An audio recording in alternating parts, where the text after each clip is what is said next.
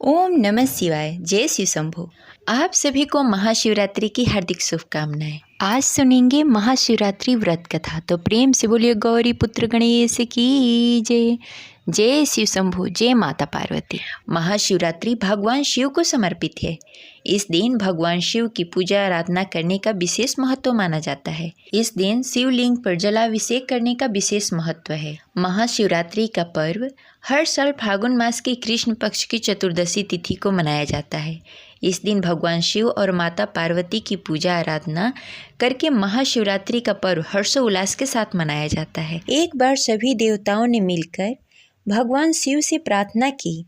तब आशुतोष भगवान शंकर ने कृपा करके इस भूतल पर पापों का नाश करने वाला तथा मोक्ष प्रदान करने वाला शिवरात्रि व्रत को कहा। उसी दिन से यत्नपूर्वक शिवरात्रि व्रत का उत्सव और जागरण प्रारंभ हुआ। महाशिवरात्रि व्रत सब व्रतों में उत्तम एवं प्राचीन है। इस व्रत को प्राचीन काल में राजा दिलीप, नल, मांधात, सगर और सत्यवादी राजा हरिश्चंद्र आदि ने भी किया था। साथ ही अरुंधति, सीता, सावित्री, सरस्वती एवं गायत्री आदि सती महिलाओं ने भी महाशिवरात्रि व्रत का अनुष्ठान किया था। इसलिए महाशिवरात्रि व्रत के दिन विधि विधान से भगवान शिव और माता पार्वती की पूजा की जाती है और रात्रि जागरण भी किया जाता है। पौराणिक मान्यताओं के अनुसार महाशिवरात्रि के दिन ही भगवान भोलेनाथ और माता पार्वती का विवाह हुआ था। इसलिए महाशिवरात्रि बहुत ही खास और उत्तम पर्व है। तो अब चलिए सुनते हैं महाशिवरात्रि व्रत कथा। तो प्रेम से बोलिए उमा महेश्वराय नमः। जय शिव शंभो।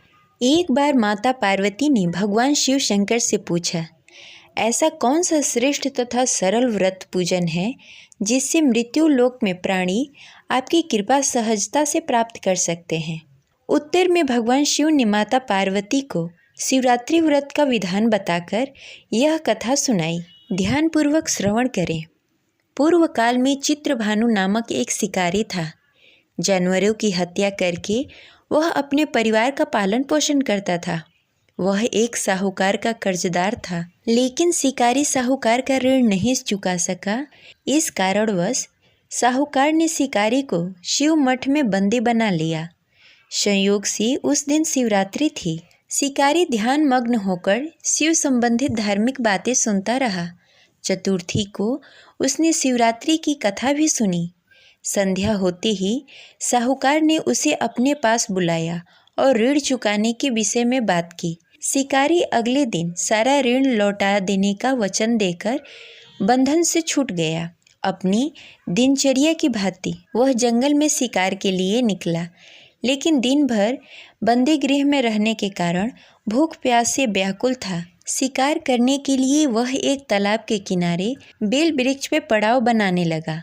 बेल वृक्ष के नीचे शिवलिंग था जो बेल पत्रों से ढका हुआ था। शिकारी को उस शिवलिंग के बारे में पता न चला। पड़ाव बनाते समय उसने जो टहनियाँ तोड़ी वह संयोग से शिवलिंग पे गिरी। इस प्रकार दिन भर भूखे प्यासे शिकारी का व्रत भी हो गया और शिवलिंग पे बेलपत्र भी चढ़ गए। एक प्रहर रात्रि बीत जाने पर एक गर्भवती मिर्गी तालाब पर पानी पीने पहुंची। शिकारी ने धनुष पर तीर चढ़ाकर ज्यों ही प्रत्यंचा खींची। मिर्गी बोली, मैं गर्भवती हूँ, शीघ्र ही प्रसव करूँगी। तुम एक साथ दो जीवों की हत्या करोगे, जो ठीक नहीं है। मैं अपने बच्चे को जन्म देकर शीघ्र ही तुम्हारे सामने प्रस्तुत हो जाऊँगी, तब तुम मुझे मार लेना। शिकारी ने प्रत्यंचा ढीली कर दी और मिर्गी झाड़ियों में लुप्त हो गई। कुछ ही देर बाद एक और मिर्गी उधर से निकली। शिकारी के प्रसन्नता का ठिकाना न रहा। समीप आने पर उसने धनुष पर बाण चढ़ाया। तब उसे देखकर मिर्गी ने विनम्रता पूर्वक निवेदन किया, हे पार्थी, मैं थोड़ी देर पहले ही ऋतु से निवृत्त हुई हूँ। कामतुर विरहिणी हूँ। अपने प्रिय की खोज में भटक रही हूँ। मैं अपने पति से मिलकर शीघ्र ही तुम्हारे पास आ जाऊंगी। शिकारी ने उसे भी जाने दिया। 2 बार शिकार खोकर उसका माथा ठनका। वह चिंता में पड़ गया। रात्रि का आखिरी प्रहर बीत रहा था। तभी एक अन्य मिर्गी अपने बच्चे के साथ उधर से निकली। शिकारी के लिए स्वर्णिम अवसर था। उसने धनुष पे तीर चढ़ाने में देर न लगाई। वह तीर छोड़ने ही वाला था कि मिर्गी बोली, हे पार्थी, मैं इस बच्चे को उसके पिता के हवाले करके लौट आऊँगी। इस समय मुझे मत मारो। शिकारी हंसा और बोला, सामने आए शिकार को छोड़ दो। ऐसा मैं 2 बार कर चुका हूँ। मैं इतना बड़ा मूर्ख नहीं हूँ। मेरे बच्चे भूख प्यास से तड़प रहे होंगे। उत्तर में मिर्गी ने फिर कहा, जैसे तुम्हें अपने बच्चों की ममता सता रही है, ठीक वैसे ही मुझे भी अपने बच्चों की ममता सता रही है। इसलिए सिर्फ बच्चों के नाम पर मैं थोड़ी देर के लिए जीवन दान मांग रही हूँ। हे पारधी, मेरा विश्वास करो, मैं इन्हें उनके पिता के पास छोड़कर तुरंत लौटने की प्रतिज्ञा करती हूँ। मिर्गी का दीन स्वर सुनकर शिकारी को उस पर दया आ गई। उसने उस मिर्गी को भी जाने दिया। शिकार के अभाव में बेल वृक्ष पर बैठा हुआ शिकारी बेलपत्र तोड़ तोड़कर नीचे फेंकता जा रहा था। जैसे ही सुबह होने को हुई, तब एक हष्ट-पुष्ट मिर्ग उसके रास्ते में आया। शिकारी ने सोच लिया कि इसका शिकार अवश्य करूँगा। शिकारी की तनी प्रत्यंचा देखकर मिर्ग विनीत स्वर में बोला, हे पार्थी भाई, यदि तुमने मुझसे पूर्व आने वाली 3 मिर्गियों तथा छोटे छोटे बच्चों को मार डाला है, तो मुझे भी मारने में विलंब न करो, ताकि उनके वियोग में मुझे एक क्षण के लिए दुख न सहना पड़े। मैं उन मिर्गियों का पति हूँ। यदि तुमने उन्हें जीवन दान दिया है, तो मुझे भी कुछ क्षण के लिए जीवन दान देने की कृपा करो। मैं उनसे मिलकर तुम्हारे सामने उपस्थित हो जाऊंगा। मिर्ग की बात सुनते ही शिकारी के सामने पूरी रात का घटना चक्र घूम गया। उसने सारी कथा मिर्ग को सुना दी। तब मिर्ग ने कहा, मेरी 3 पत्नियां जिस प्रकार प्रतिज्ञाबद्ध हो गई हैं, मेरी मृत्यु से अपने धर्म का पालन न कर पाएंगी। अतः जैसे तुमने उन्हें विश्वास पात्र मानकर छोड़ा है, वैसे ही मुझे भी जाने दो। मैं उन सबके साथ तुम्हारे सामने शीघ्र ही उपस्थित हो जाऊंगा।